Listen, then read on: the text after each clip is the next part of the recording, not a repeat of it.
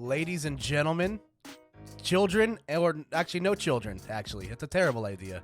People of all ages, welcome to the inaugural episode of Koop'd, your one-stop shop for all the things that I've been watching in quarantine, eating in quarantine, and I'm sure you probably have too. As you can see by the layout, my name is Koopa. I will be your guide through all things pop culture-y, and this is exciting. This is a plan I've had, sitting on the back burner for a while now, as I said in the trailer episode. And I was like, God, I need to start off with a bang. I gotta find someone that's interesting and cool and as equally as handsome as I am. So I decided by reaching out to my very good friend. He is the associate manager of social video at Crunchyroll, former moderator on Smashboards, host of the Ooh La La podcast, and a self-proclaimed Sonic the Hedgehog expert. But we will see about that. Ladies and gentlemen, it is my pleasure to introduce my good friend, Camalange. Buddy, how you doing? Hey, Koopa. I think that's the nicest thing you've ever said about me to my face. You know what? It's weird, right? So there's I'm a frequent listener of other podcasts, and comedian and writer Whitney Cummings has a podcast that I really like, and a trope that she loves to steal, or that I'm going to steal, is she loves to ask her guests if they're friends or not. So just so we have it on record, Cam, are we friends? Is this why you brought me on?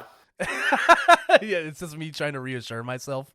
Just so you could have legal documentation that I'm your friend. Yeah, I need the world to know this. I need it. It's like somewhere on the internet for whenever aliens invade, so I can show them to this and confirm that we are indeed friends.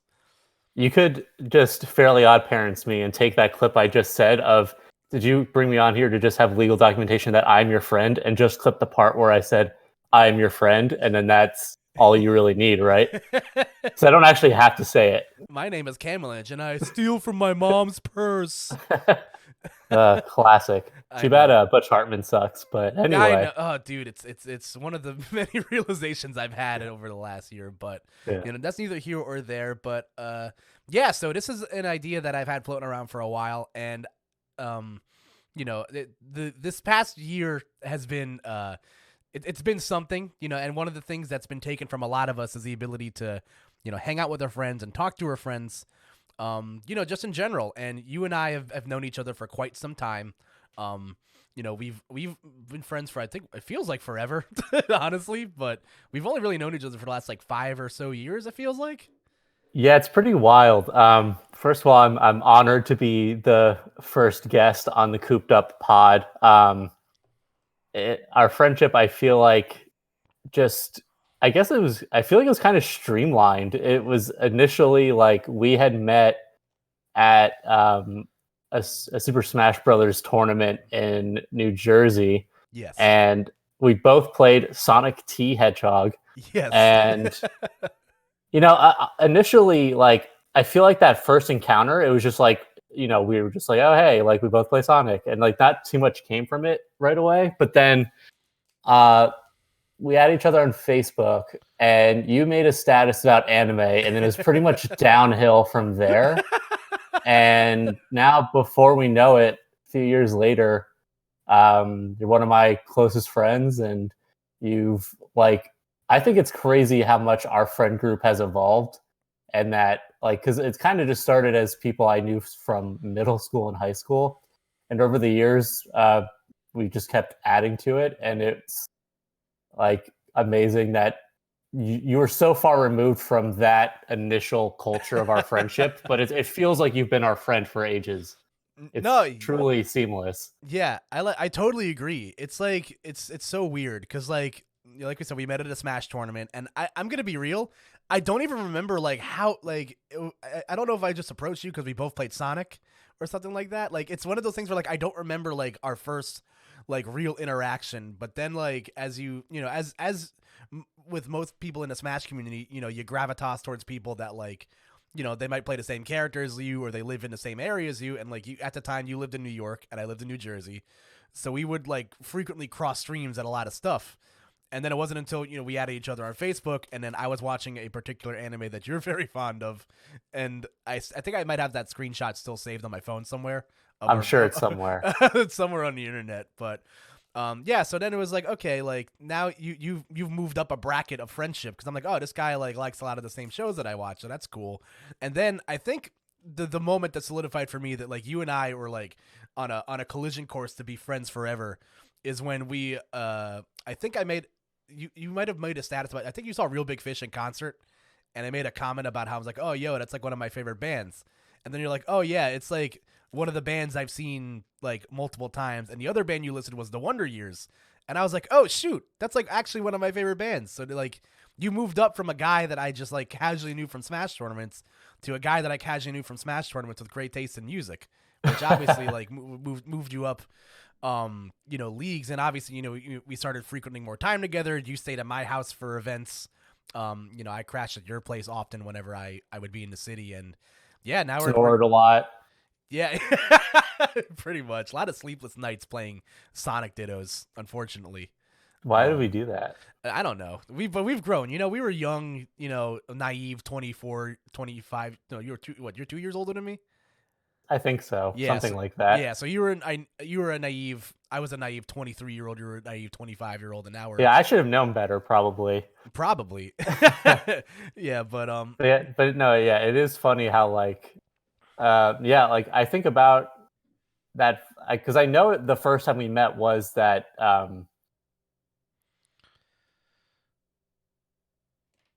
we exchanged much conversation outside of like, I feel like it was probably Shippo or someone that was like, oh, Koopa, you should watch his tutorial videos. Oh, yeah. No, you're totally right. I think it was something like that. And then that was kind of just like a joke that he had with you. And then we just like organically ended up talking more, which is funny because we've met a lot of people through Smash and we've made some great friends there too. But I don't know. I think in terms of like people that I frequently talk to outside of the game, like we just had a lot more in common than we thought, and just fast tracked us to the amount of people that you meet that also like ska music is rare, so that kind of immediately just like puts you on the fast track. Yeah. I don't listen, man. I hope one of the things to change in 2021 is that people just really open their mind to how beautiful a genre of music ska is. Like, it's true. There's so good. I think personalities like Ska 2 Network are really working to try to kind of break those barriers. So I hope it keeps going in that direction. Yeah, shout out to Ska 2 Network. If you haven't seen any of their content, like I highly recommend it. Like if you're someone that's like, us, you're in that age bracket of like you're like, mid to late 20s and you like, mid 2000s punk music and like TV openings, but you also like ska music.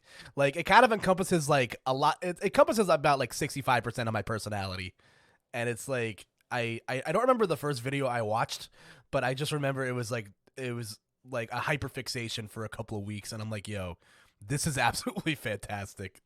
Yeah, they're awesome. Their covers are just fantastic. And it really stretches over from like pop punk to cartoon openings and all kinds of stuff. So I feel like whether you think you don't like ska, like you just have this preconception that you don't like it, I think this will change your mind. I agree. And hopefully, if we can change one person's mind about ska in this podcast, then I'll feel accomplished.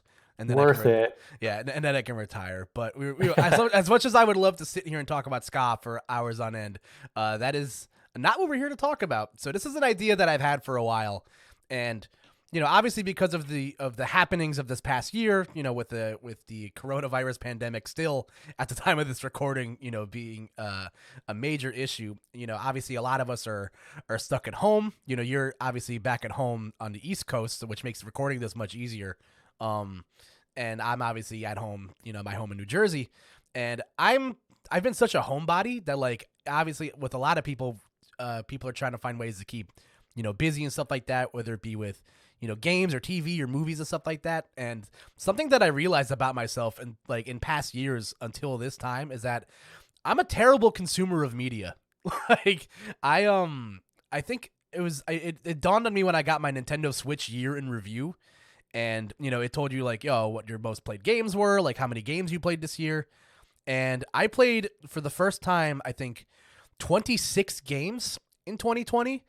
And in 2019, I played 9. So like I'm a horrible consumer of media. Like I keep myself pretty busy. So like I don't have a lot of time to just sit down and play games whenever I can, or like watch TV and stuff like that. So there's like a lot of stuff that was on my like blind spots that I hadn't seen before. And I really got, some time, since I'm not traveling as much, and for a short time I was without a job. So I was able to really sit down and kind of, knock some of these behemoths off of my, off of my list. And I figured because you and I already have very similar taste, in comedy and writing and stuff like that, I figured you'd be a great person to talk about, some of the things that I've really enjoyed, in my almost 9-10 months into this pandemic. Yeah, I it's kind of funny you mentioned like not being great at consuming media, because I feel like so much of my personality is the things that I like. but I but I actually have a really hard time breaking into new stuff and sticking with it. So like I used to play so many games growing up. Like I would just play any game on the shelf and try to beat it. And as I've gotten older, it's just really hard to make time to do that kind of stuff. And I still watch I still play new games and I watch new shows. But also because of like just my job, I primarily try to keep up with new anime. Right. So that's like if I'm watching, I don't know, 4 to 5 shows a season about, that's, hours of my week in addition to having a full-time job and everything else going on in life, that I don't end up having a ton of time for other new things. So I've definitely tried to I really want to try to get into playing more newer games. And I did enjoy some indie games. Like I beat Cuphead and that was a lot of fun. I beat Celeste. I played a lot of platformers. So I did try to break some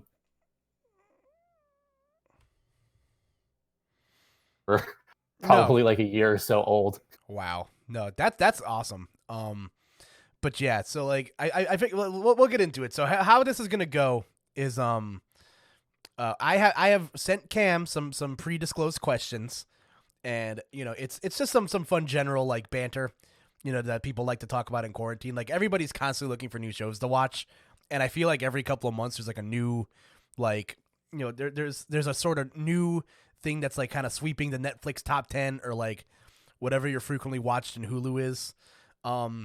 So we can definitely like jump right into it because one of the big reasons I picked you, and if you're watching this on YouTube, you can see the joke that I'm going for. But a new piece of media that I watched this year is an old piece of media that you actually just finished for the second time, and that is the smash hit NBC sitcom from the late 2000s.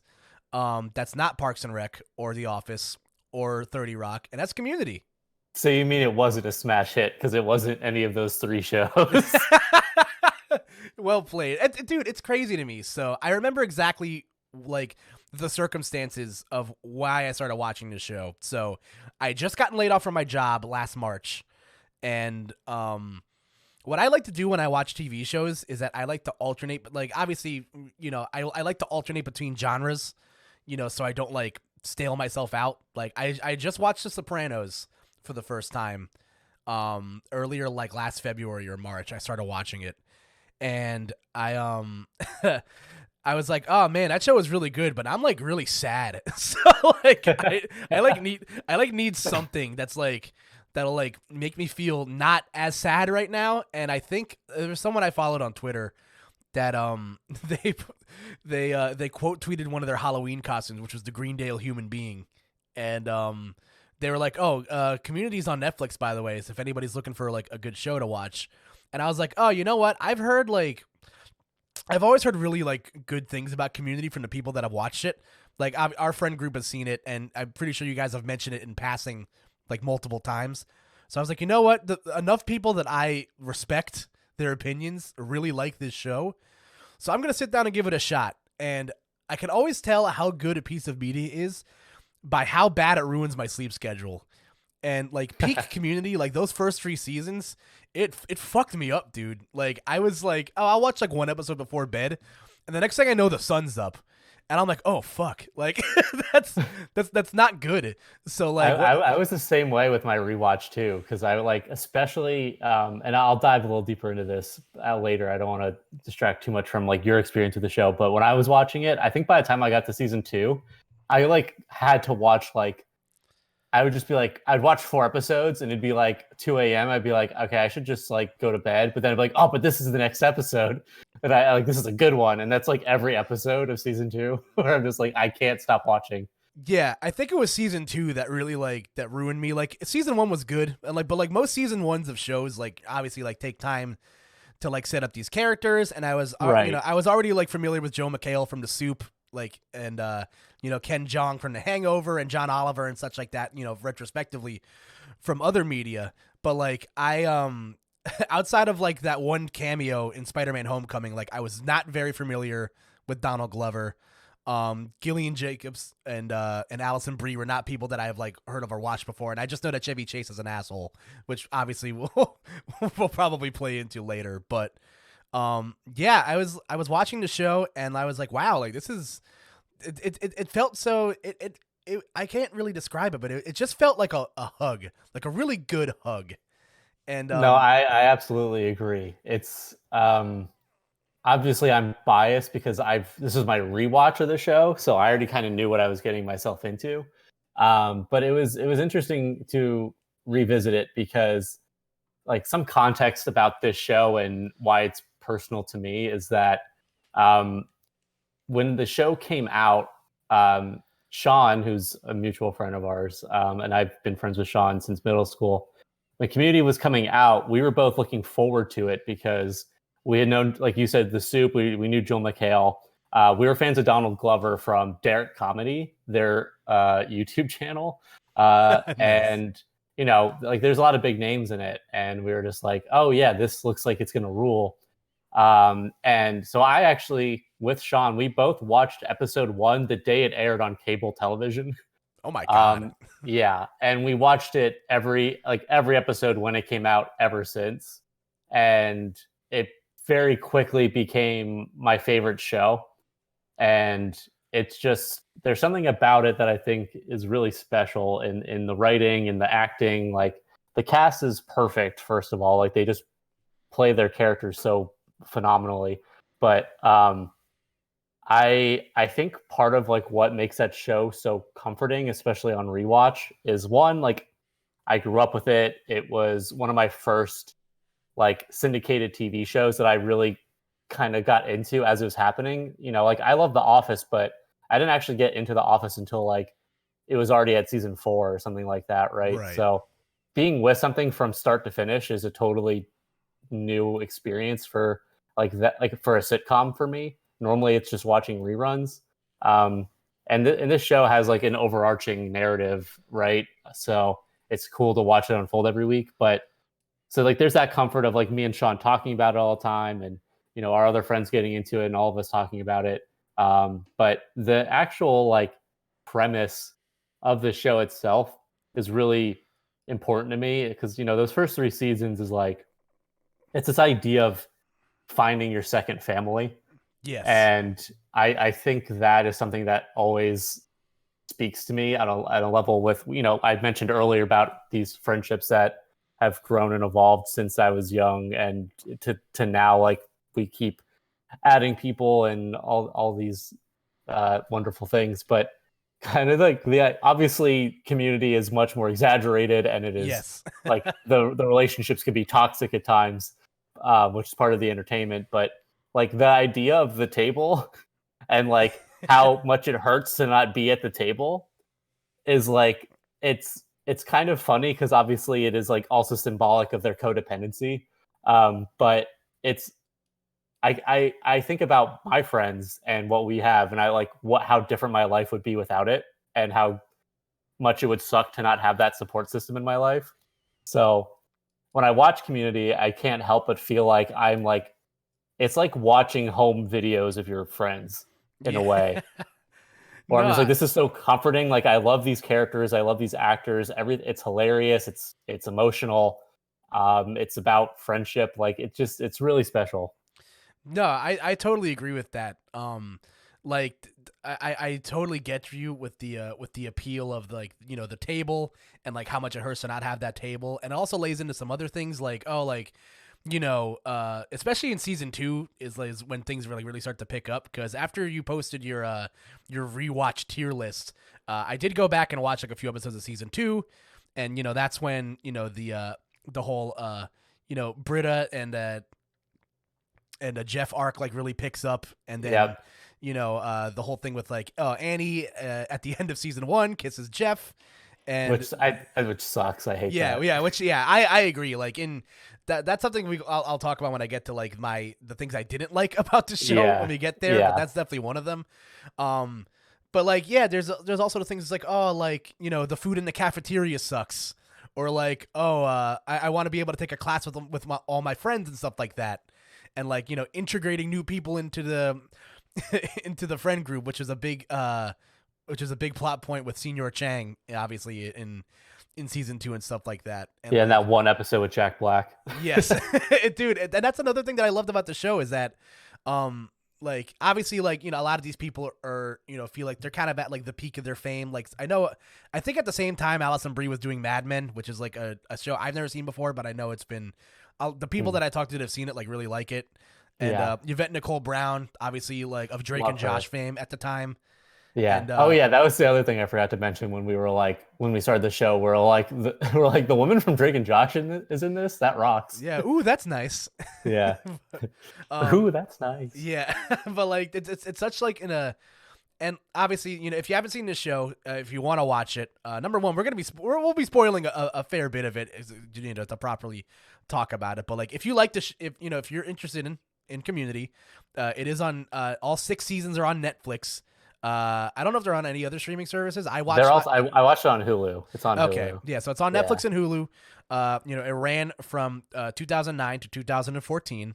You know, it was created by Dan Harmon, who is also the creator of Rick and Morty. So if you're into that sort of, obviously Now that's a smash hit. yeah, that's a show. I've actually Rick and Morty. I'm actually currently in the midst of watching. I've never seen. I it don't want to before. talk about Rick and Morty. Yeah, we're not going to talk about Rick and Morty, but you know, if It's a good show. It's fine. yeah, the shows are very different in tone and presentation, obviously. But yes, absolutely. But yeah, so I went back, and obviously, you know, the big I'd say like the agreed upon, you know, consensus from people that have watched the show is that the first 3 seasons are, in my opinion, I love watching sitcoms. Sitcoms are my comfort shows.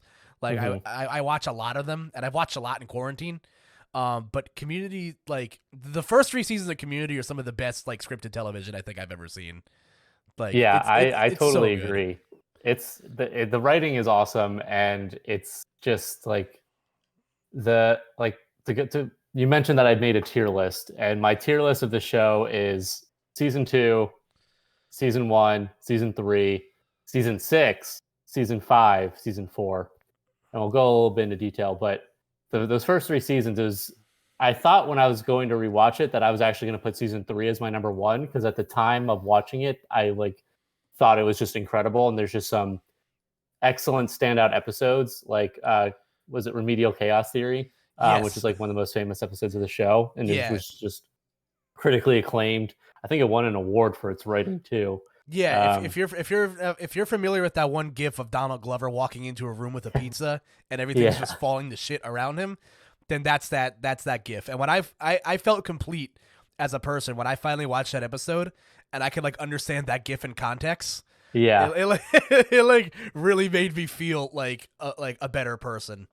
Yeah, it's an excellent episode. But I think the thing I realized on rewatch is, as you said, season one is fantastic, but it's primarily laying down the groundwork of the characters and the story arcs, and kind of it's definitely more grounded in realism, which I do like about it.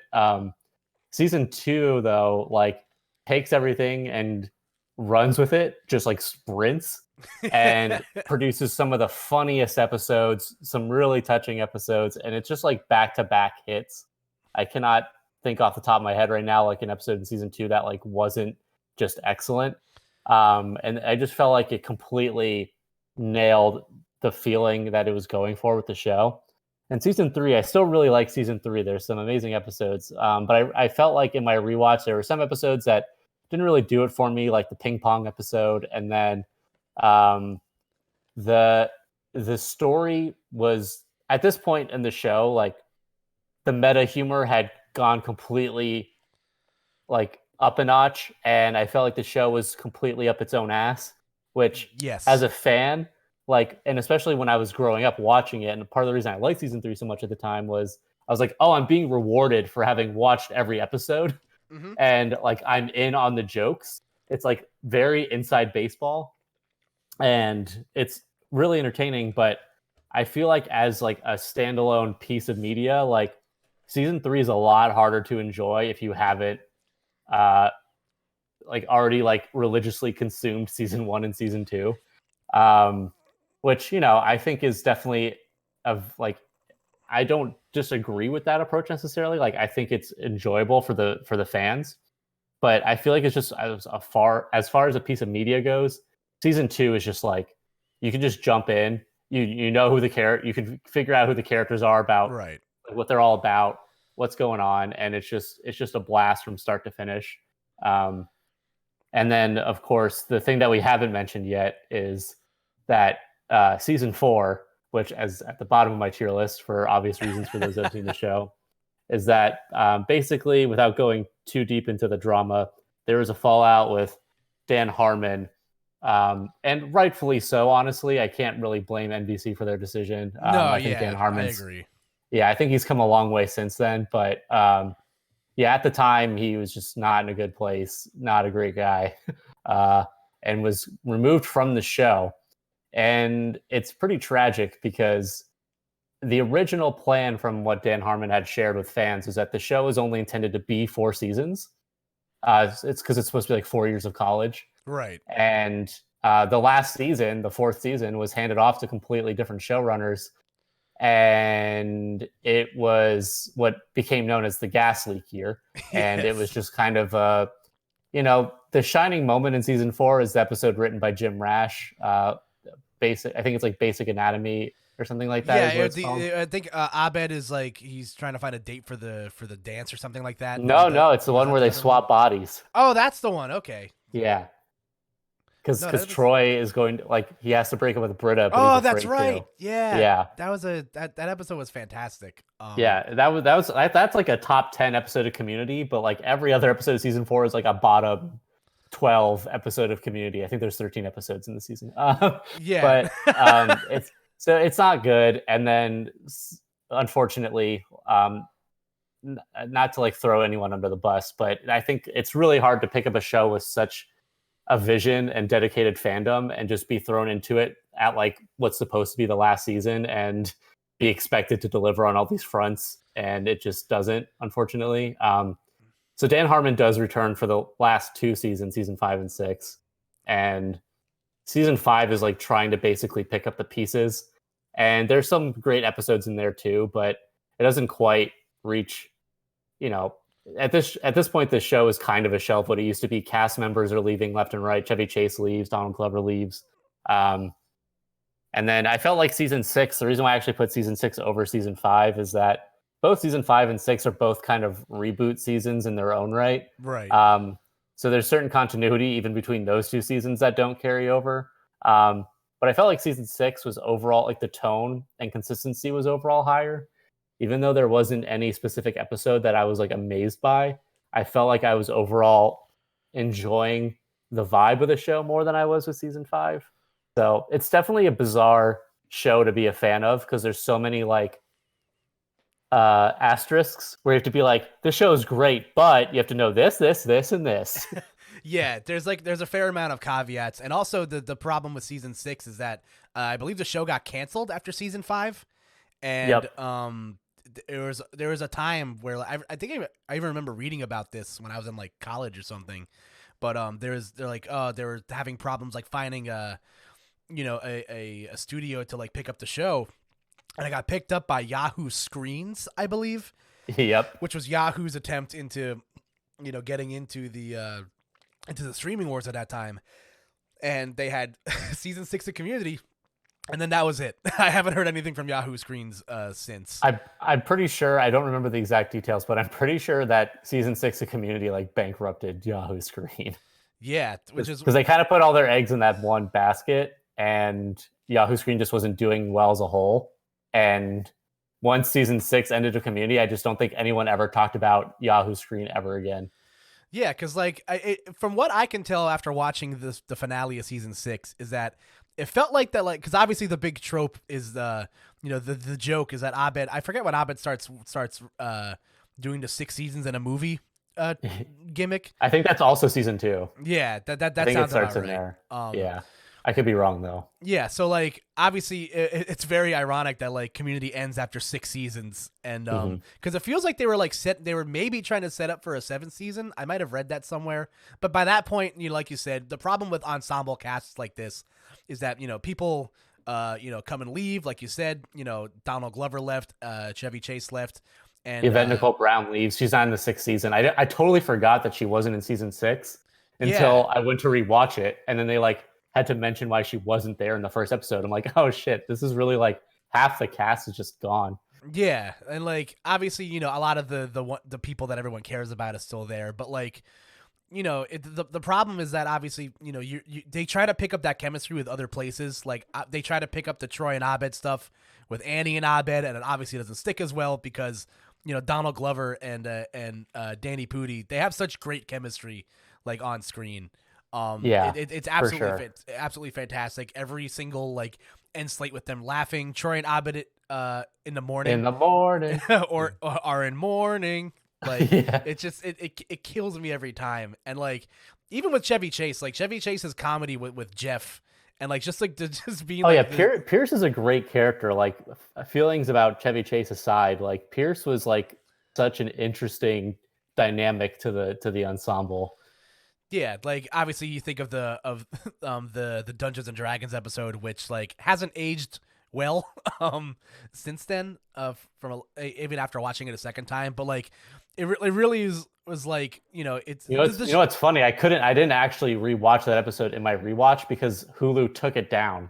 Wow. Oh God. Because of the Ken Jeong joke where he comes in as an elf but he has black makeup on. Yeah, it definitely did not age well by any means. But again, Yes. like Pierce is a great like thorn in the side of everybody, and like it makes for great humor. Like the funeral episode, spoiler, Pierce dies. That's how they I guess that's how they write him out of the show. Yeah. And obviously they have a whole episode dedicated to him giving his final words to the group, and obviously a lot of that humor definitely has not aged well. I think it did. I think that episode is freaking phenomenal. I think it's phenomenal too. There are some jokes where Pierce's whole thing is that he's bad. So it's kind of like I think they do it in a way where like we're aware that what Pierce is saying is not supposed to age well. Sure. So it kind of works for me. I guess I could understand the argument against it, but as a white man, there's only so much I can say. So I'm open to criticism here. Sure. But I think that, Pierce being a like insensitive old white man is like, and him ultimately dying is like, that's kind of like the last hurrah of that generation of person in that show. And I think it's kind of like the way they obviously comment on his behavior is, I think, indicative of where the writers stand on those problems. So I think it works for me, but I'd be interested to hear other people's thoughts. Yeah, for sure. And I will say that episode, because that's a season 5 episode, that episode of Community in season 5 is one of the best written episodes about Pierce, and he's not even in it. Yeah, I agree. And I think that's immediately followed up by the hot lava episode. Yep. Because that's another where good episode. Yeah, and that's such a great like character moment between again, I just love Troy and Abed. Like their dynamic on screen was fantastic, and like the few episodes where they really dive into like Abed's psyche, whether it be like the the room that they have dedicated in their apartment for The like Dreamatorium. the Dreamatorium. Like I forgot what it was called, but like Yeah. like the episodes were like focus on like Abed's psyche and like stuff like that. They're such like well written episodes, and like definitely diamonds in the rough for what in general is kind of a rough end to the show.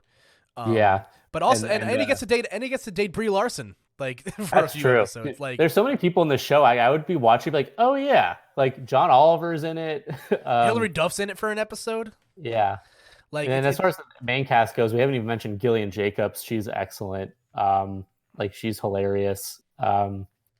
It's just I don't know. There's so many people in that show, and it's like a big hug. Yeah, it's awesome. So like a big selling point if you're still because it's funny we mentioned how you mentioned that you watching season 3 standalone makes you feel kind of lost without having seen the first 2 seasons. It's also fitting because a handful of the episodes from the show, I forget how many exactly, are directed by Joe and Anthony Russo, who have since gone on to direct some films. You might have heard of these movies, as Captain America: The Winter Soldier, Captain America: Civil War, Avengers, Not familiar. Avengers: Infinity War, Avengers: Endgame. You lost me here. Yeah, it's a little indie film with like some guys in spandex that like try to fight against tyranny and stuff like that. It's really Were those on NBC? yeah, maybe. It might have been on cable. It might have been on PBS or something. Probably came on after Parks and Rec. Yeah. It came. Yeah. It came on when they were in place of Seinfeld reruns. But yeah. So like that's like again one of like the big hits from the show is that they were able to like birth these superstars in the Russo brothers, and all the episodes they direct, like it's awesome. Oh yeah, they're so good. Like a lot of like I would see a lot of like the theme humor and stuff like that in the show is great, but like a lot of like the episodes, if we're going, we transition to some of like your favorite episodes. Like every single one of the paintball episodes is one of my favorites. Like granted, obviously as the show moves on and the Russo brothers don't direct as many episodes, like it's the episodes dip in quality, but that season 2 paintball like 2-parter is like one of the most intense things I've ever watched on television. It's kind of funny because like I do think the first times that they like season 1 and season 2 and they did paintball, it was good, and then everything after that it was just like done to death. Even season 6 brings back paintball again, and it wasn't bad. It was fine, but I was like, man, this is what this show is just like this show that has a paintball episode every season. But I don't know if you saw my Instagram story. I did. I was hoping you'd talk about this. Yeah, I did a breakdown of the season 2 paintball finale, the 2-parter. Is that there's a continuity error where literally the episode right before the 2-parter, there's one that end gags is Troy and Abed setting off the fire alarm so they can get out of taking a test. And when they pull the alarm, they run away. Nothing happens. No sprinklers go off. No alarm sounds. And they just like yank it off the wall. So it's like a fake fire alarm. And then the dean walks over and then they're like, cancel school for the day or we tell everyone about this. So, and that's like the joke. But then Troy's entire plan in the paintball war is to use the sprinkler system to spread paint everywhere. But he knows that this, like, it was established just episode prior by Troy and Abed that there is no sprinkler system that functions in the school. So I thought that was interesting. And there's no like, I guess you could maybe make the argument that with Troy's plumbing skills that he could have, maybe like fixed the system or something, but right. It's never indicated that actually happens.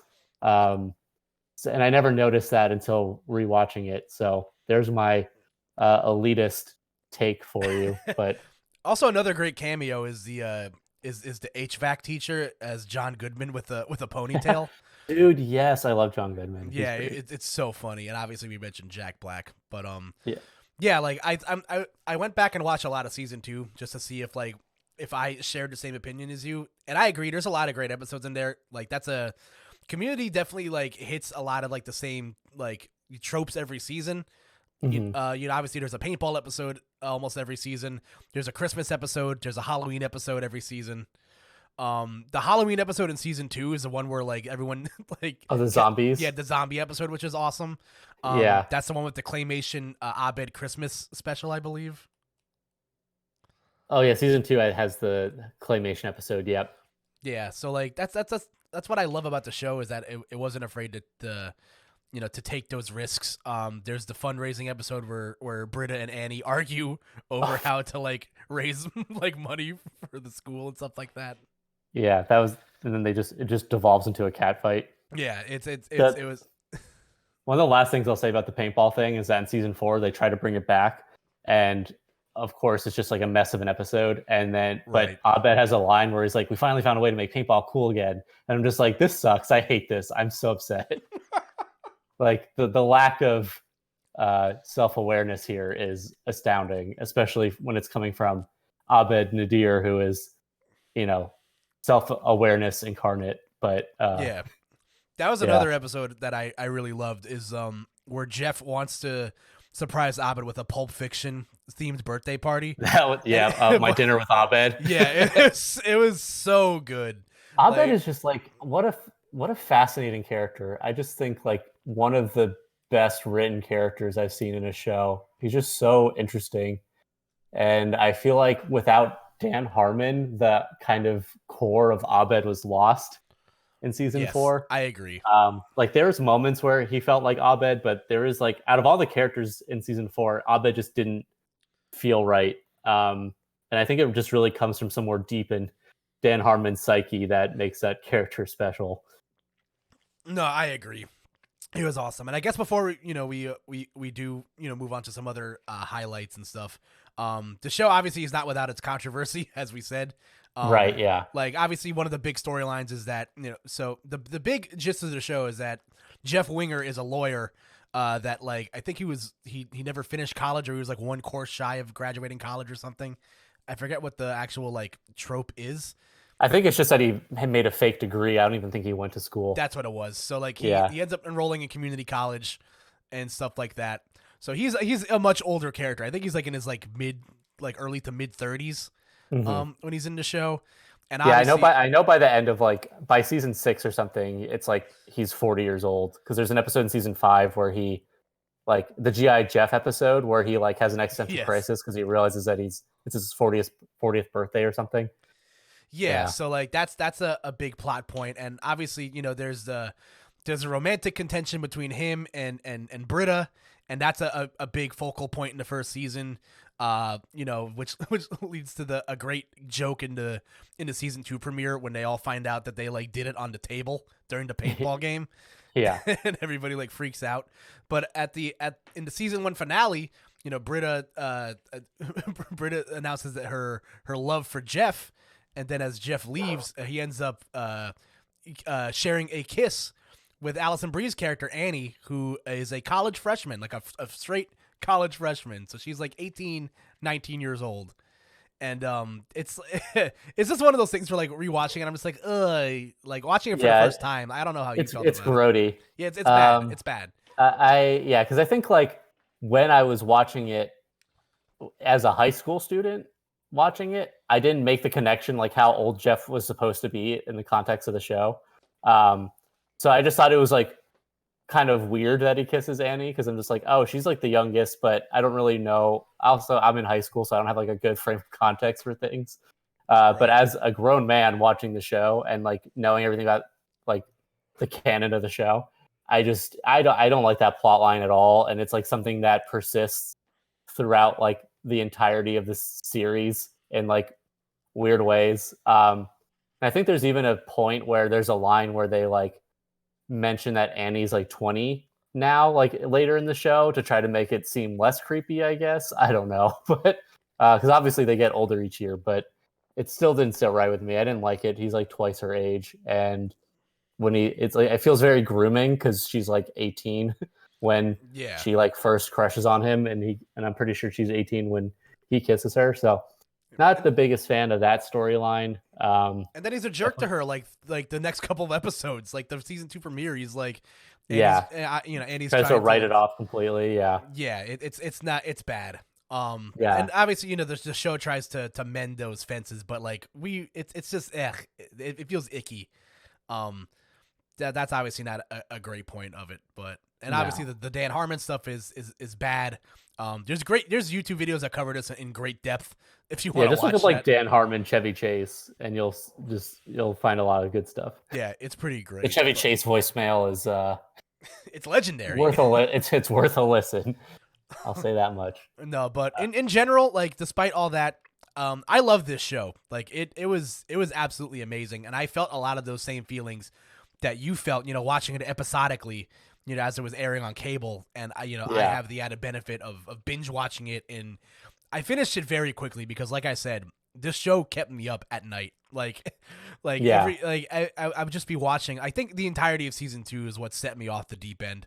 Like it's like you said, there's just like banger after banger, and like I just didn't want it to stop. And it was a great show. I highly recommend it to anybody that's like, if you're looking for a sitcom that's like, it's scripted TV, but it's not shot in that like mockumentary style like The Office and Parks and Rec is. Which I know that not every, your mileage may vary on that depending on how you feel about it. It's not multicam, but it's not documentary. It's shot like TV, like good TV. Yeah. Season 1, like the pilot is shot extremely well, and then you can definitely feel over time it has like kind of a formulaic camera setup at times, but it's really good. And it's kind of like, I don't want to say like, I don't know, I don't want to sound like snooty and be like it's like big brain, but like I think if you appreciate just like good writing and you want something that maybe is a little deeper than just jokes, Community just really hits a lot of different beats, and I just feel way more engaged when I'm watching Community than I do watching most comedy. So it's really good. Also, I love Alison Brie. Yeah, Alison Brie rocks. She's definitely like made big fan.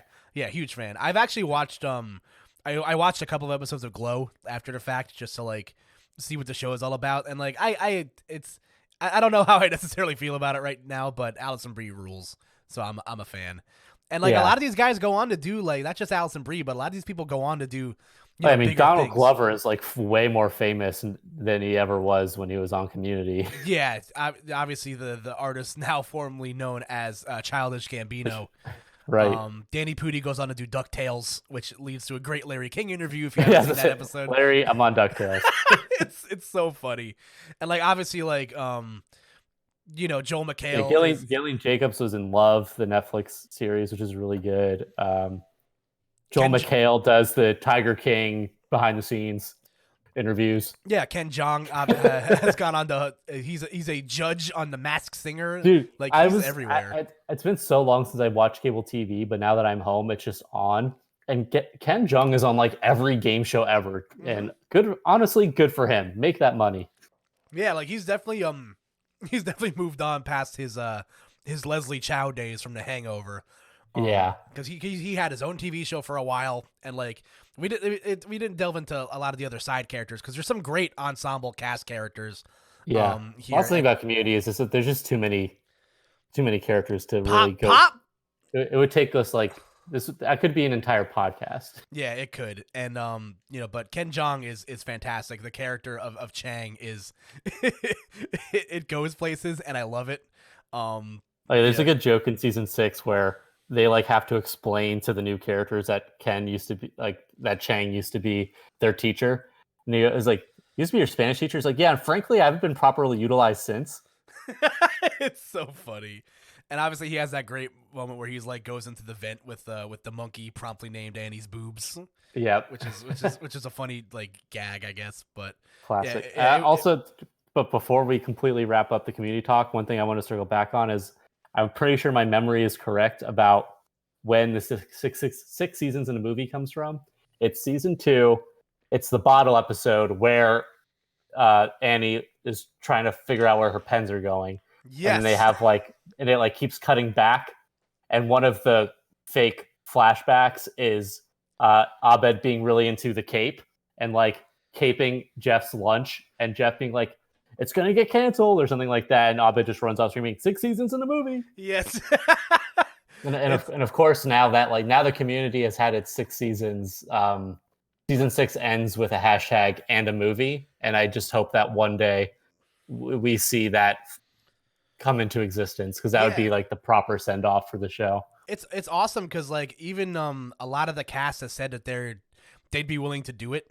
And I think I listened to an interview on Collider a few months ago with Anthony Russo, and he said, yeah, like I'd totally be on board for that. Like a Russo brothers directed Community movie, like sign me the hell up. Like yeah, that'd be incredible. Like that would be fantastic. But again, this show is highly recommended. It's one of my favorite things that I've watched while I've been quarantined inside. It's an easy watch. I've watched it for the first time, and Cam's seen it multiple times, and it gets the Koop'd Up seal of approval. So, that's Koop'd Up. Yeah, Koop'd Up. Is that where the stinger goes when you say it gets Koop'd Up? Yeah, once I talk to my budget department, we'll work that in. But moving along here. So another question that I had is that people, in quarantine, besides watching shows, have been trying to pick up, different hobbies and stuff like that. People are trying to find ways to keep their brains busy, to not be doom scrolling on the internet. Even though I do that a lot, and it's fine. But people are like, oh yeah, I'm baking sourdough, or people like me who start podcasts, while we're home. And an interesting hobby that you have been doing this like well before the world ended. And I have written down here, Sonic Unleashed speedruns. Yes. Well, okay. I mean, yes, I did play Sonic Unleashed like when it came out growing up, but I hadn't revisited it in many years. And during quarantine was when I was inspired to pick it back up. So that was definitely like one of the things that I started teaching myself to avoid doom scrolling at all hours of the day, was just to have something else to be angry at. So that's what Sonic Unleashed became for me. Yeah. So just for context, obviously, I said at the top of the show that you were a self-proclaimed Sonic the Hedgehog expert, and that's obviously one of the tent poles of our friendship, because obviously growing up, you're either a Nintendo kid or a Sega kid. And growing up, I didn't own my first Nintendo system by myself until the GameCube came out. So my brother had an N64 that he didn't play because he sucks, and he didn't give it to me because he sucks. And it's one of the things that I greatly enjoyed in my childhood was the Sega Genesis that me and him shared, until my parents eventually just gave it outright to me. And it was essentially just a Sonic machine. And a couple of like crappy licensed games that I had growing up, like Toy Story and the Power Rangers and stuff like that. But I grew up playing Sonic the Hedgehog. It's a huge tentpole of my personality. I have vivid memories of I went to the hospital when I was in the 5th grade with pneumonia, and kids wrote me cards, and in the cards they draw me next to Sonic because they just like knew. Aw. Yeah, I know. So like, obviously, you're so for context, you are. I'd say it's safe to say you're a Sonic the Hedgehog fan. Yeah, I guess that's safe to say.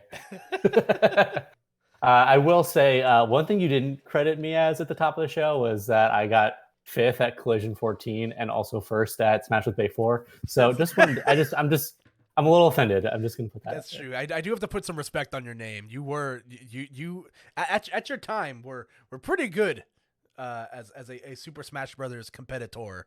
Yeah, not too shabby. So, but anyway, but yeah, no. I mean that's another one of the things that we mentioned at the beginning about us being in the Smash scene and both playing Sonic, is that Sonic is just really important to me.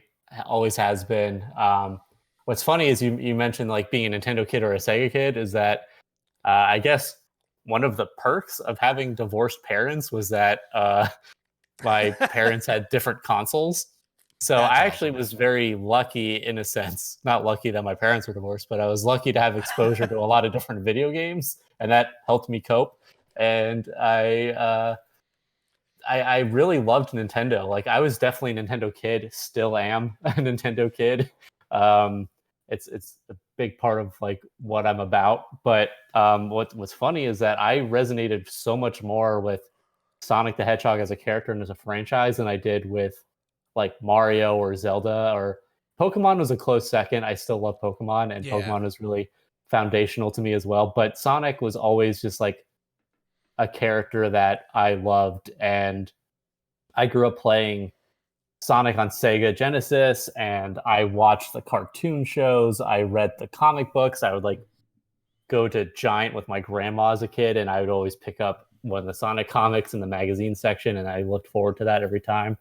Um, so Sonic is just something that's always been there for me, and it's always going to be that kind of like emotional, like I don't know what the right emotional aid. That sounds sad. Yeah, it's a safety blanket. Yeah, it's kind of like a comfort thing, I guess. But it's I've played like all the games. I collect Sonic stuff. I just really if Sonic's face is on it, I probably want it. So I think that summarizes me as a person. But yeah, I think what made Sonic so different to me than anything else was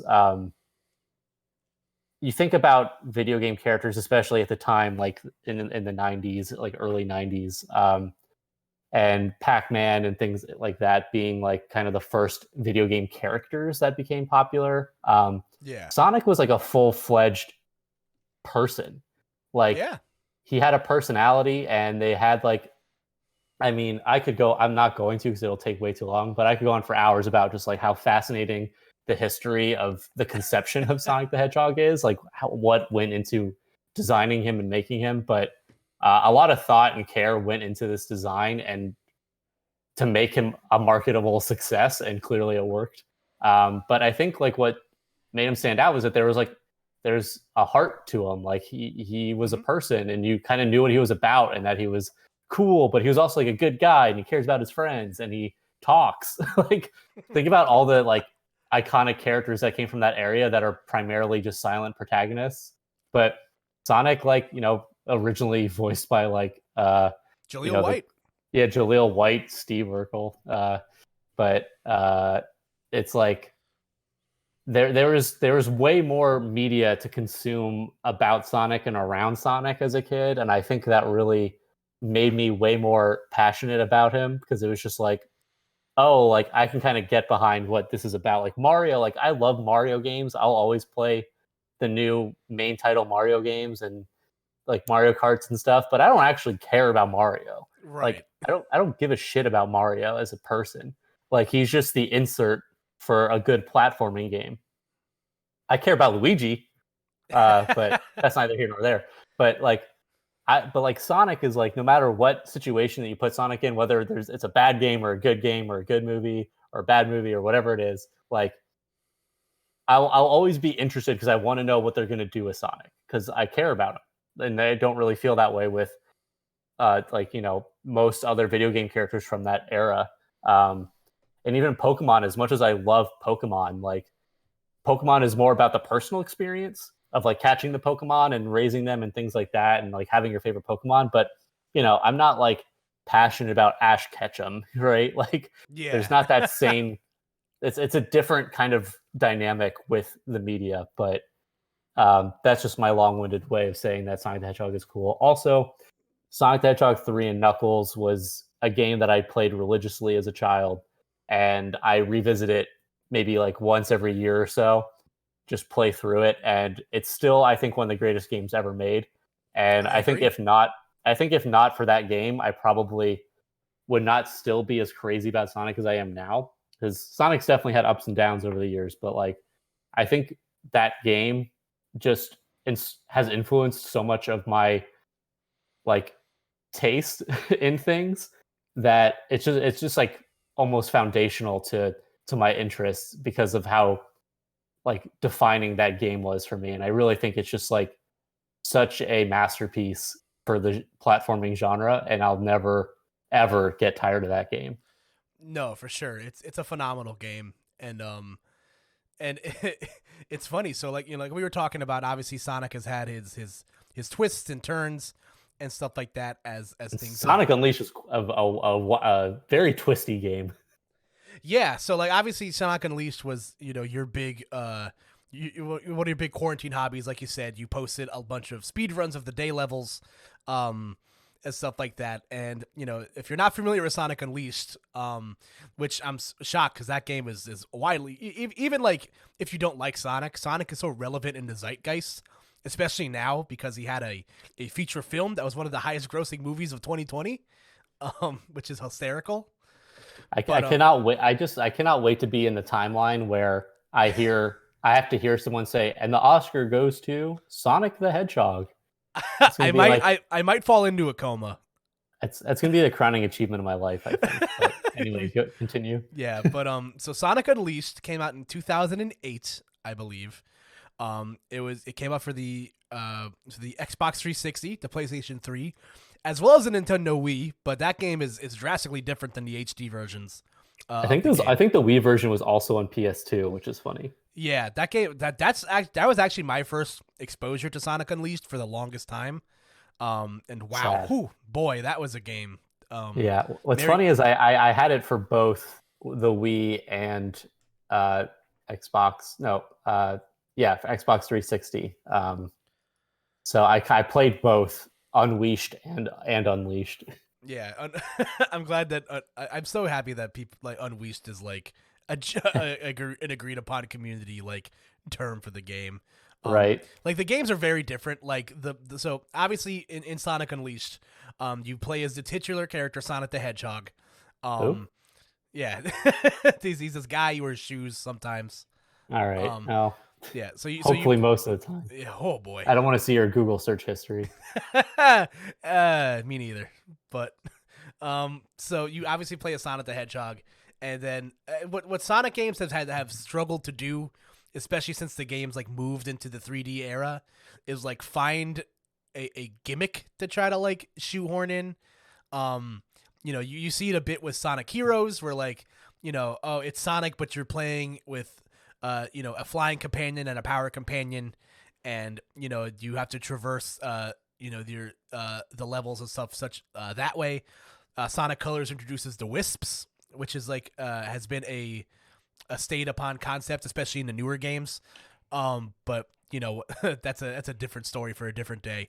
And the gimmick in Sonic Unleashed is that Sonic is infused with dark Gaia energy, and whenever the sun goes down, he turns into the Werehog, which is so you go from playing these high paced super fast levels, and I believe Unleashed Colors introduces the boost, but technically Boost was introduced in Sonic Rush on the DS. That's true. I forgot about that. Yeah, and Sonic Rush is also low key one of the best Sonic games ever made. It's a hidden gem, but I agree. Sonic Unleashed was the first 3D game to include Boost. So I believe it was Sonic Rush then Unleashed. Correct. Okay. This is why you're the expert, and I'm. That's right. That's right. That's why you're here. Uh-huh. But yeah. So obviously the daytime levels you're traversing through a pretty straight and narrow course, at lightning fast speeds, mind you, and stuff like that. And in the Werehog levels, you play a much more slowed down, beat 'em up style of game. You got to beat up enemies, you got to collect points and stuff like that. And so the game plays drastically very differently. And obviously, like I always compare Sonic Unleashed to like a game that's like. It's like you're dating a girl and she, everything's going really well, but you find out her credit score is like 7. Like there's just one like very like glaring flaw or something like that. And like obviously like the big glaring flaw in Sonic Unleashed is that the Werehog levels are universally agreed upon as like the worst part of the game. Yeah, what's funny though is that like I see into the Sonic fandom at times, and there's definitely a very vocal community of people, as there is going to be with pretty much any media these days. But there's a very vocal aspect of the community that defends like Sonic Unleashed to its core, like saying that they enjoy the Werehog levels. And I personally have like a love-hate relationship with Sonic Unleashed because like I love Sonic Unleashed. I really do. It's like a guilty pleasure. The things that it gets right, I think, are some of the best in the series, and there's really nothing comparable to it. But like you said, there's a glaring flaw And even if you try to like, this is the argument I've always made too, like, because as much as I would love to defend Sonic Unleashed, I really can't completely, because even if you were to isolate the glaring flaw that is the execution of the werehog, that's not the game's only problem. Like, I don't think most people understand that there are other issues in the gameplay, which is that there's like a level up mechanic where you don't start off with top speed as Sonic. You have to keep like getting experience points and increasing your speed stat, and then there's also like your boost stat so that you can hold more boost energy and when you collect rings. And that whole system is just ridiculous to me for that genre of game. Like, this isn't an RPG. This isn't like it's for all intents and purposes, it's a racing platforming game. If I imagine playing a Mario game where you had to like unlock your third jump, like that's just not how the game works. Like, you should have all of your abilities and functions at the start, and you can get access to power-ups later on. You can get like, certain temporary boosts and stuff like that. That's fine. But to have like a core aspect of the game design not be fully in place at the start of the game is ridiculous. Like, if you boot up Sonic Unleashed and start playing the game, you were slower than you will be by the time the game is over. And it's just not.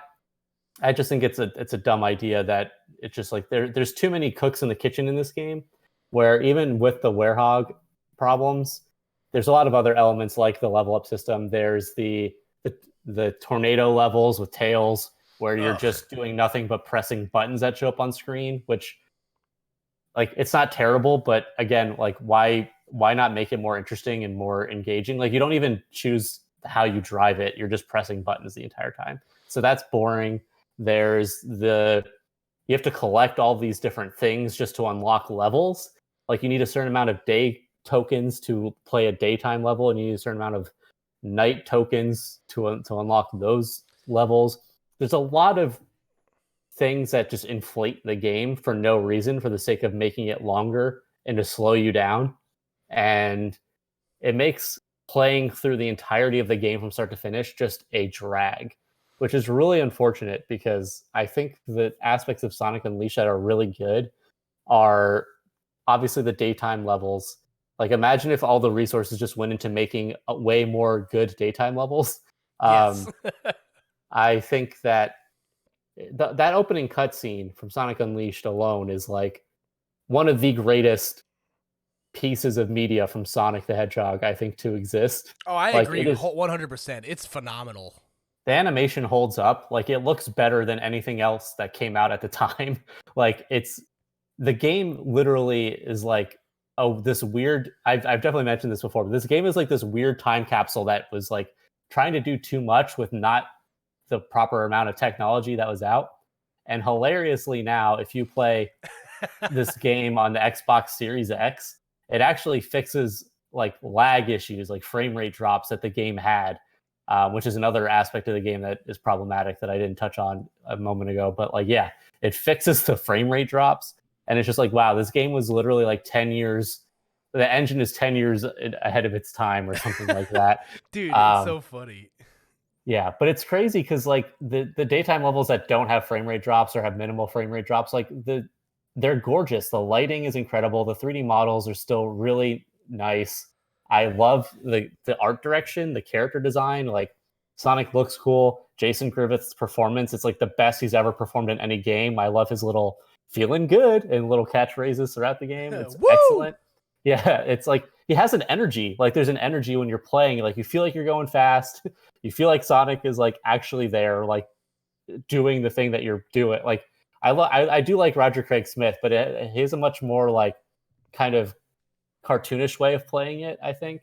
Yes. Whereas like Jason Griffith and Unleash, I feel like there's more of like this kind of just like energy to it that I really enjoyed. And there's a lot of aspects about the game that I think just like nail it. Like, I love the kind of combination of realism with Sonic aesthetics. Like, the maps are gorgeous. Like, basing them off of real world locations is really cool. And the amount of speed in this game, like Sonic Colors has a similar system, Sonic Generations has a similar system, but all of them are slowed down and watered down compared to what you're capable of doing in Unleashed. And it's challenging. Like, it's a really hard game, and that's why I got into speedrunning it, because I just got one night I just went down a rabbit hole and I was watching like compilation videos of people S ranking Sonic Unleashed stages, and I was just mesmerized because it's such a pretty game. And when you're able to do it without messing up, it feels like you're just like watching like art in motion. Yes. It's just so cool to see Sonic like skipping over stuff, running through hoops, like dodging things, and like, I don't know, it's just really, really visually stunning. And I even, funny enough, like I showed it to my dad, and he was just like impressed by like how good it looks and how like high octane it is to watch. And I just think it captures something that other Sonic games haven't, and it made me want to revisit it. But I think in revisiting it, I still acknowledge the shortcomings that the game has, which is unfortunate, but I really do love playing the daytime levels, and I want to get an Xbox to play them without frame rate drops. Yes, I'm totally in the same market as you. Like, this game in motion, the daytime levels at least look beautiful. And like I agree that, like, you know, some of the choices they make, whether it be like the level up system or the tokens in general, which I hate, especially in the daytime levels, because So annoying. Yeah, you're 'cause naturally blazing right past them. Yeah, you're naturally going so fast, like you have to like come to a halt to like collect these things. It's not as like intuitive as, like, you know, stopping on a dime like in Sonic, in the adventure games and stuff like that. So like there's definitely you know, there's definitely some roughness there, but I agree. Like, it's really funny how the game is like aged like a fine wine. Like, for years, at like Adabat Day was like the benchmark test for a lot of like new gen systems. So it's like, if you can run Adabat Day without like your game chugging, then your console is like legit. And of course, it took until, you know, like you said, 10, 12 years later after this game came out, for it to finally have that moment. But like, I agree. Like Sonic speedruns in general, like some of my favorites to watch. It's a game built to be speedrun, you know, and Yeah. I think like Unleashed is like the perfect 3D execution of like just go as fast as possible without messing up. Yeah, and like also like you watch like the world record run, like Eggman Land speed runs, where like the levels don't load and like you're like clipping through stuff, and it's like it's just like such a beautiful thing to watch. Like, that's why I love watching Sonic Heroes speed runs, because that game is like so glitchy, where it's like, oh, if you do the power dive here at this specific point, you can like skip like 5 minutes of the level. And like, that's obviously like a big you know, trope issue that like 3D Sonic games have had, is that especially like in Heroes, it's very prevalent, and in the Werehog levels it's prevalent, but like these levels are taking like 15, like 18 minutes to finish.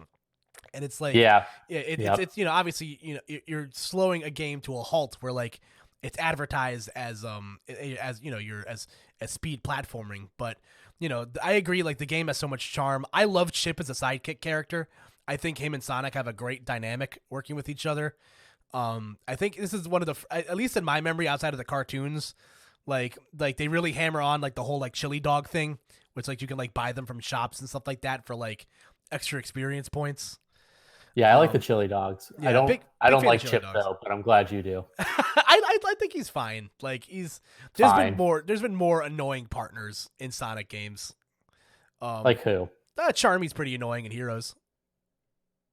I guess Charmy's kind of annoying. Yeah. But I guess I have a soft spot for Chaotix. That is fair. That's find a computer room. Look, I love the Chaotix. Espio's awesome. Vector's cool. Charmy's fine.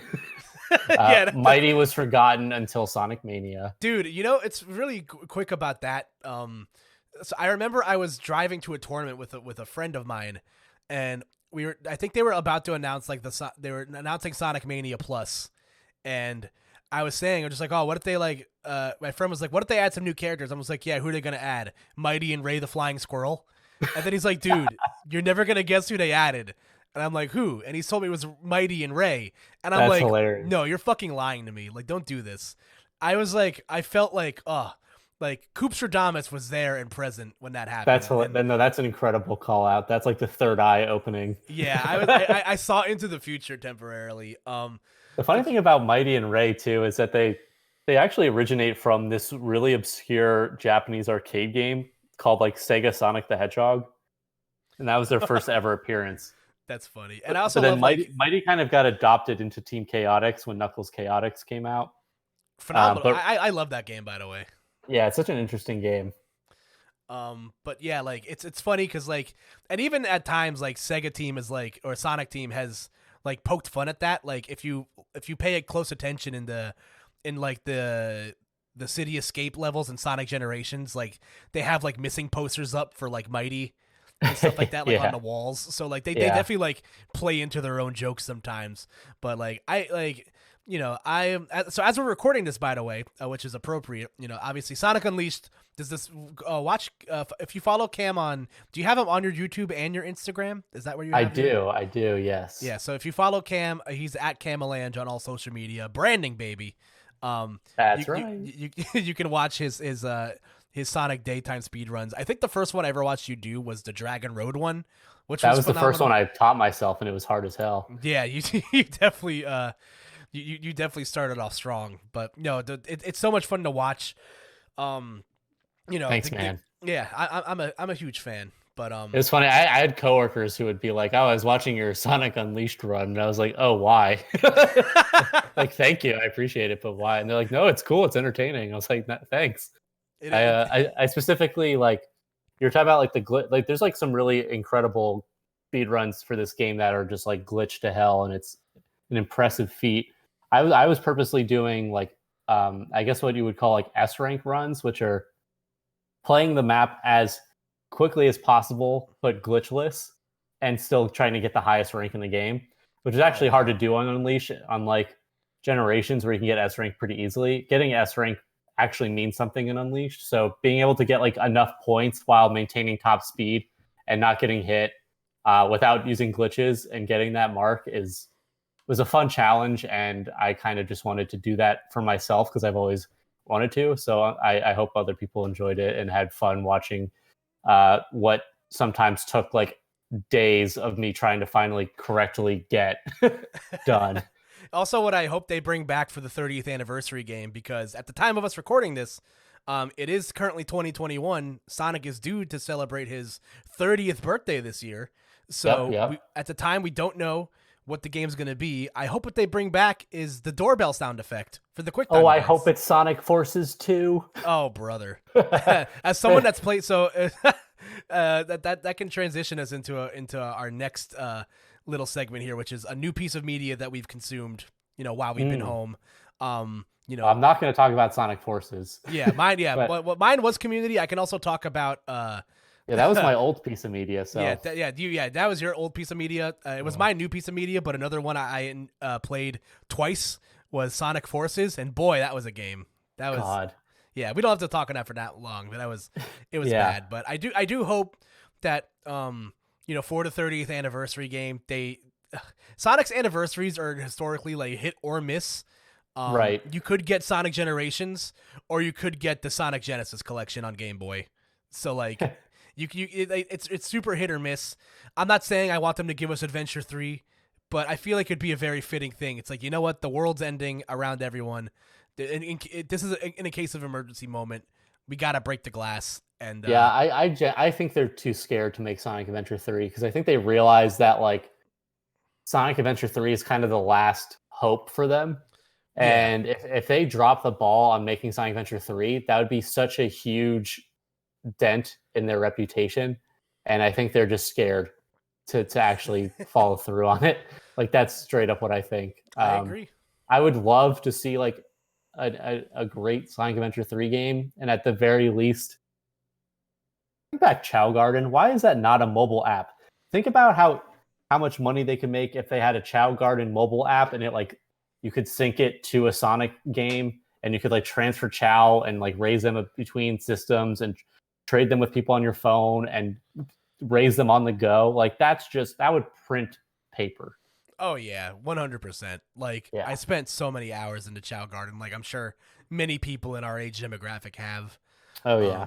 But moving along here, we do got one more question.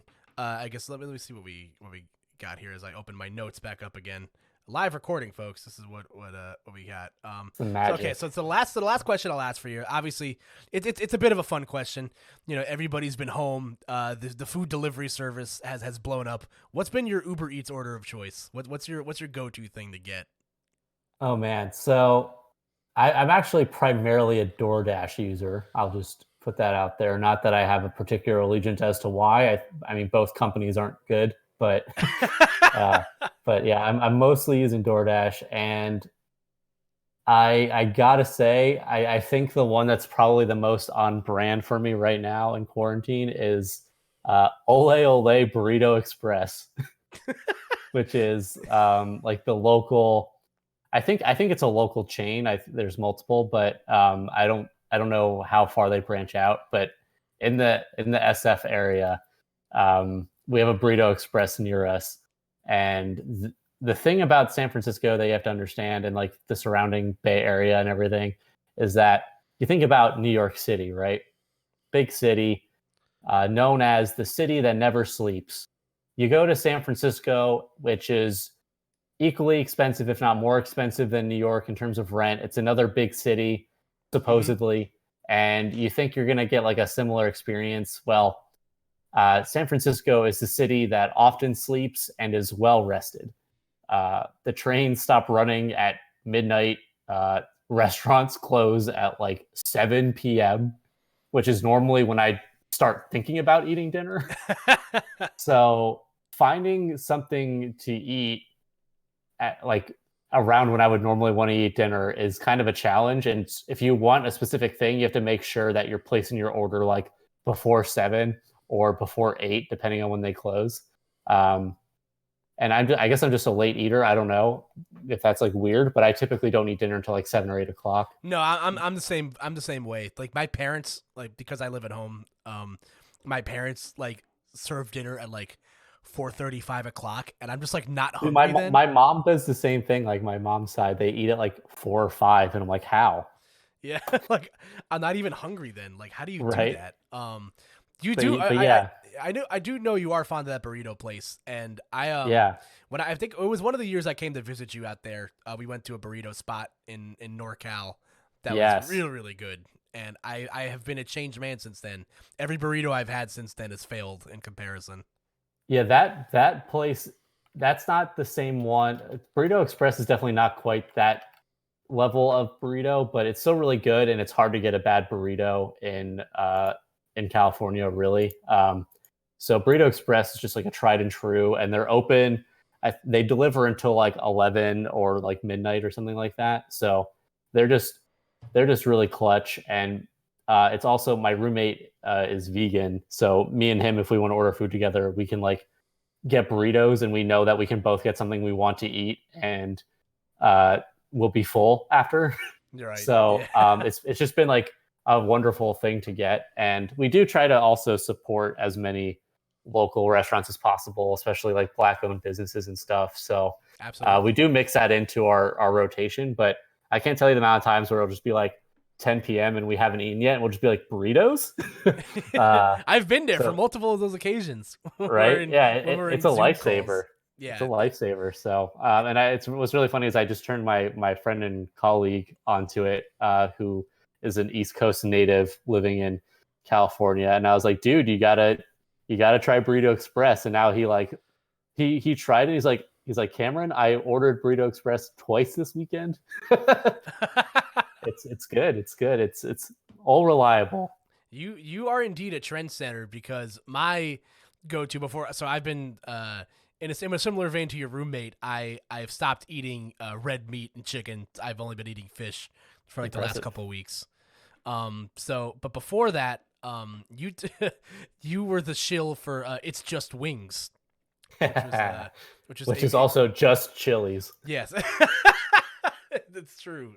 As I like to call it. Yeah. Well, hi, welcome to Chili's. But yeah, they just opened one near me.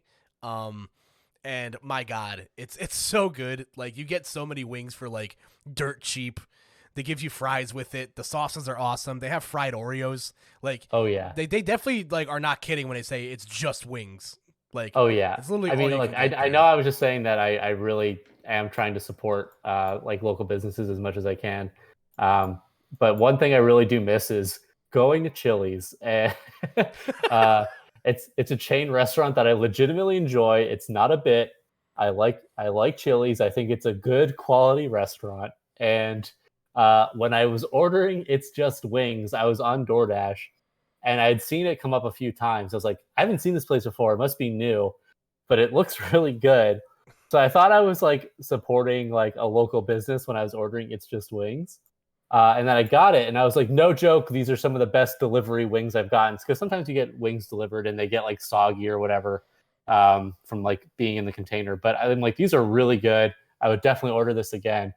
And it turns out that It's Just Wings is a ghost kitchen, as they're called now, and it's literally just Chili's, and it's just they use their Chili's restaurants to serve like a new menu of wings and different flavors that they don't normally offer, and it's a delivery only service. And me and Sean jokingly, we call this getting Pasquale'd. Yes, I was just gonna bring that up. Oh my god. Yeah, I got Pasquale'd is what happened, and because if many of you might have heard this, but especially at the beginning of like lockdown when this was like more of a novel thing, a lot of restaurants were trying to like trick people into thinking that they weren't chain restaurants. So Chuck E. Cheese had an option called Pasquale's Pizza, and he didn't know, like, it wasn't advertised as Chuck E. Cheese. It's just called Pasquale's Pizza, and it like made like national headlines that this family thought they were ordering from a local pizza joint, and they got Chuck E. Cheese pizza. And that kind of like was the beginning of this whole ghost kitchen experience that we're now seeing in these weird, sad times. But I gotta say, like, I like Chili's. I think they did a knockout job with It's Just Wings, and it's funny, but it's true. And so I was like kind of mad at first because like I just got Pasquale, but then I like wasn't that mad because I'm like, I love Chili's and this is good, so I guess I can't be that mad. That's funny. As someone that's like seen your disdain towards certain chain restaurants before, I'm glad we can both have common ground in that we think that Chili's is awesome. Like... Yeah, Chili's is great. Applebee's is devil incarnate. And that's all I'll say about that. I'll tell the story very quickly before we get out of here. But it was, I'll never forget this day. We were gonna go see a movie together. We were gonna go see One Piece World's Gold. Is that what it was?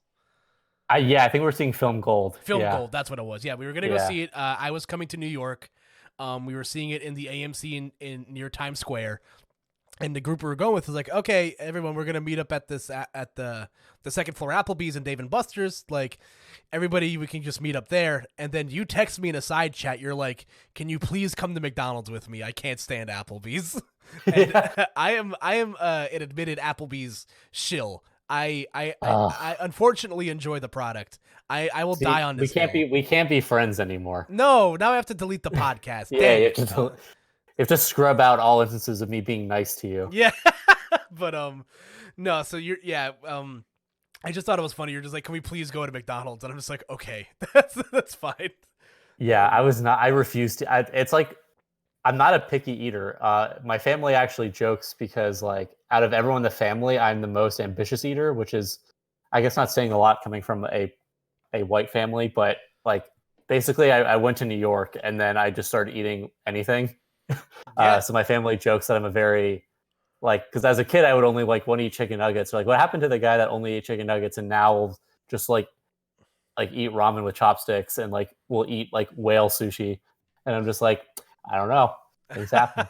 but Applebee's I refuse to eat at, and I actually had to like, when I was growing up, we would do like family vacations to the beach, and pretty much a staple of that trip was like my grandma really liked Applebee's, so we would go to Applebee's. And there was one year where I realized I didn't like Applebee's, and we went, and Sean was with me for this. We went together because he happened to join me on that trip, and I was like, I tried ordering different things from the menu, and I tried going to different locations. Every time I eat at Applebee's, it ruins my body. I have to go right to the bathroom, and it just it does indescribable things to me, and I don't understand it. the food is mediocre at best, and it is not worth what comes out. So I've sworn off of Applebee's, and I remember having to talk to my grandma one year, being like, "Nana, I love you. I love you more than words can describe. I will not eat at Applebee's if we go to Applebee's." She was like, "Why not?" I'm like, "Nana, I love you. I will go there. I will sit with you. I will not eat anything. Just know that. I will not touch any of the food. I will not drink the water from Applebee's. I'm not doing it." And since then, my disdain of Applebee's has just been solidified. So, yeah, I just can't do it. No, I agree. It definitely like wrecks my stomach. But sometimes, you know, your options are limited. And the only places open is half price appetizers, or you just don't eat. And I think I would rather not eat. I genuinely, I think I'd rather not eat. I would find like scraps at home. I would even if someone was offering to pay for my meal at Applebee's, I would not take them up on it. That's how much it's not worth it to me. Wow. Well, good thing this podcast is not sponsored by Applebee's. So thank God. And I will say, just as a quick shout out for the burrito topic, is that the burrito place that I believe I took you to was Taqueria El Farolito on Mission in San Francisco. I take people there pretty much every time they come visit me. And I know when I took my dad last time, he's like, "This is one of the best meals I've ever had in my entire life." Every time you've taken me out for food in California, it's always been some like life-changing occasion. So yeah, there's some damn good eats. Even that one time we Uber eated Taco Bell. honestly worth it. It was good. Totally worth it. But yeah, so that's gonna be it for this first episode, I think. So which is pretty dope. So we'll this is historic. Yeah, this is awesome. So Cam, where can the people find you on the internet? Well, you might know me by my full legal name, Camalange, and that is where you can find me pretty much everywhere. I'm on Twitter primarily, but I'm also on Instagram and YouTube and Twitch.tv. So just type in Camalange on any of those things. You'll find me there. And you'll find lots of things about anime and Sonic the Hedgehog, probably. We love that. But, buddy, thank you again for joining me for this inaugural episode. I couldn't have done it without you, literally. So thanks for the help. Thank you for having me. It's an honor to be the first guest on the Koop'd Up podcast with my friend Koopa and Jay. It's been a wonderful experience just talking about the things that we love and don't love, primarily things that we love and Applebee's. So yes. Yeah, it's been a blast, and I hope people listen to us rant about all of it. Thanks. All right, folks. Well, that's going to be it for this episode. We'll be seeing you guys in 2 weeks for our next show. We're coming out every other Saturday, baby. So from here at Koop'd Up, have a safe day and stay safe. Goodbye, everybody. And stay cooped up.